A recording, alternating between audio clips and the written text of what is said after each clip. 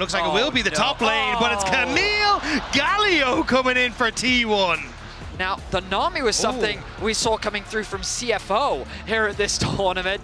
And Nami Corki is not a traditional lane, but it does give you a little bit of agency, some disengaged tools. Going to fall back towards the Kai'Sa here. It works so well with the rest of the composition, and even the fact that you have the Nico helps to enable you a certain extent in that bottom side of the map and keep you safe because of the Nico poke. But you are up against Corki Nami, which is a very abusive matchup, so we keep our eyes on this bottom side to see as he really just survived the pressure. Jackie Love, though, looking to make game 2 about him. Level 2 spikes up, forced to use the barrier as the tower shot comes through, though. Gets punished for that aggression. Yeah, Owner level 6, Cataclysm at the ready. Gumayusi and Keria are both injured, however. We'll see if they want to keep looking for a little bit more because Faker is also here with a hero's entrance. The Jarvan Galio Wombo combo could be exactly what T1 wants. There are no teleports ready on the top esports side to try to reinforce this. Hong's going to be in some danger. Hero's entrance is first blood over to Faker, and it's 2-0 T1. Clean execution from T1 as they shut down the bottom lane. No room for escape whatsoever. Faker not having his, Owners is just only back off cooldown, and looking at Cream now in the mid lane. Yeah, Cream gets cataclysmed, forced to flash immediately, does not want to lose any extra health on that one. There's no way you don't die. Of the World Championship, it's so easy for him to walk into a lane, throw that ultimate down as Jackie Love looks for a fight against Faker. I love that from Jackie. He goes in for the Valkyrie to block the Justice Punch from Faker. Now Faker's trying to get away here on the Galio, shielded Duran for a little bit of extra durability, but no! Jackie Love gets his shot.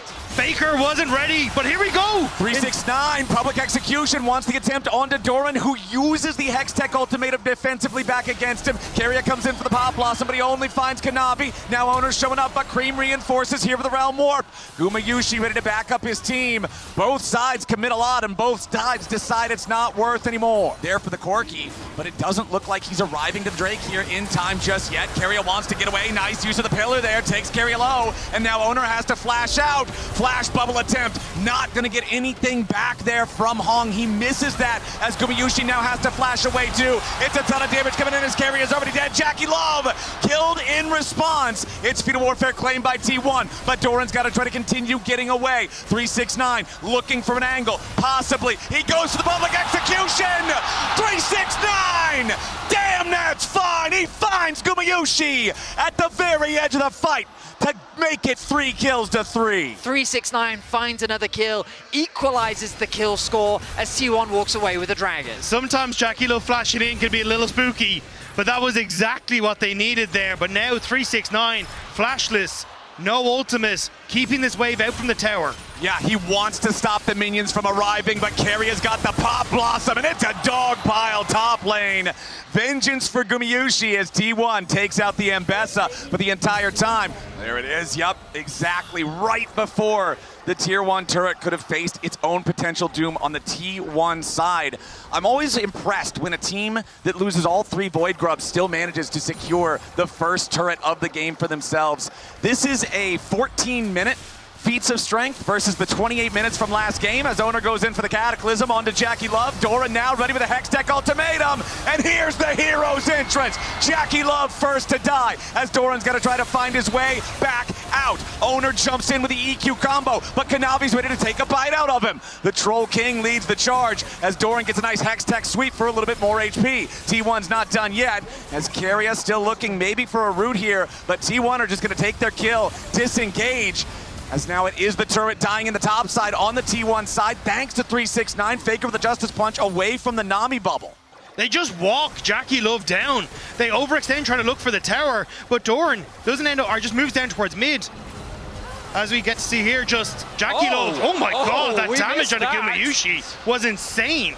That was crazy. So Top Esports tried to get something back, but there's little available for them. We have to go back to live because the Herald is going to be secured, and the pace of this game is very different from game 1. Yeah, I think T1 actually sticking around there, getting that poke on from Cream. As the third Drake of the game has spawned, it is an Ocean. We're on Ocean Rift this time, but a TP is coming in from T1. Top Esports committing to the objective.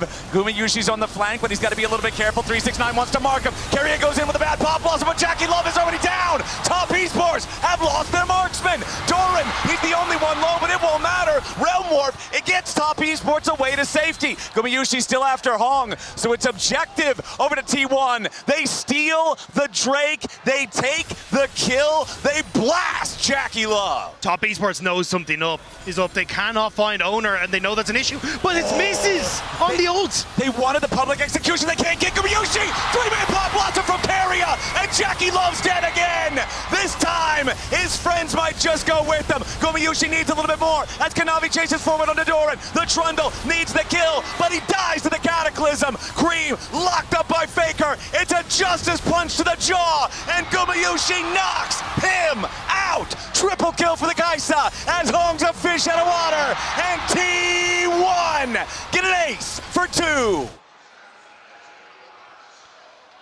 Doran has found Cream. Wants to go after this Rise. TP coming in from the side of Top Esports. T1 ready to respond with one of their own. Doran down to half HP. Owner wants a little bit more. The teleport is a little bit late to arrive from Faker, but it's still just in time. T1 send more men, and they get the double kill because of it. They can run, they can hide, but Top Esports cannot escape the nightmare that is T1. It was a 2 versus 1 that turned into a 4 versus 2 as Faker's Onyas. Faker walks right towards the brush, but he's got the reaction time. Top Esports wanted to find their moment. Keria's wrapping around from the side. He wants to cut off the escape. Pop Blossom on 2. Doran chasing after Hong as Jackie Love is dead again. And Doran cuts the enemy support down. Only Kanavi is alive to tell the tale, and T1's got a 5,000 gold lead. Images of 2023 and Faker on this Galio must be in the heads of 369 and Kanavi. Dagda, because Vetty, as you mentioned, back at the draft when we saw the Kaisa locked in, never mind, we don't have time. Jackie Love going after Gumayushi, who sidesteps the public execution and kills Jackie anyway. 369 wants the damage, and Guma's finally going to be shut down, but Top Esports lose their top laner. Now Owner's putting the pressure onto Cream and Hong, making more space as Faker let's blow the winds of war, and they will blow down Top Esports. Nobody's left alive. They might have got Gumayushi, but it cost them everything. That killer instinct from Gumayushi was insane. He uses the Kaisa ult to dodge the Ambessa and find the fight that will net T1 the Baron.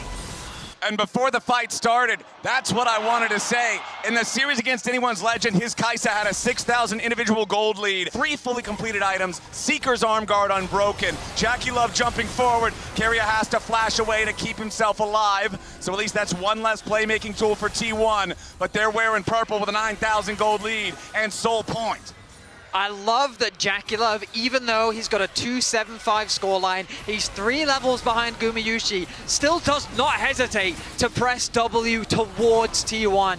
He knows that they will not turn this game around idly by. Owner over the wall, immediately goes into the Cataclysm. Jackie Love under pressure as Gumayushi pops the Seeker, staying alive for now, needs a little bit more damage. Keria swoops in behind him. Gumayushi's still alive. Top Esports is not.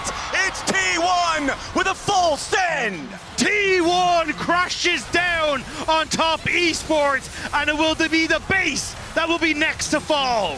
Game number 2 will end even more quickly than game number 1.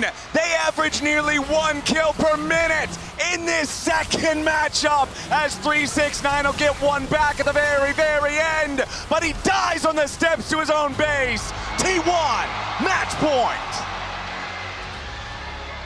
Simply exceptional performance from T1. Let's get the breakdown from the analysts. The breakdown is that it wasn't enough seemingly for Faker and T1 to have that record over the LPL. They also want to get the fastest record over beating the LPL at Worlds, because this is an unbelievable shellacking from the man you see walking behind us right now and his team, Emily.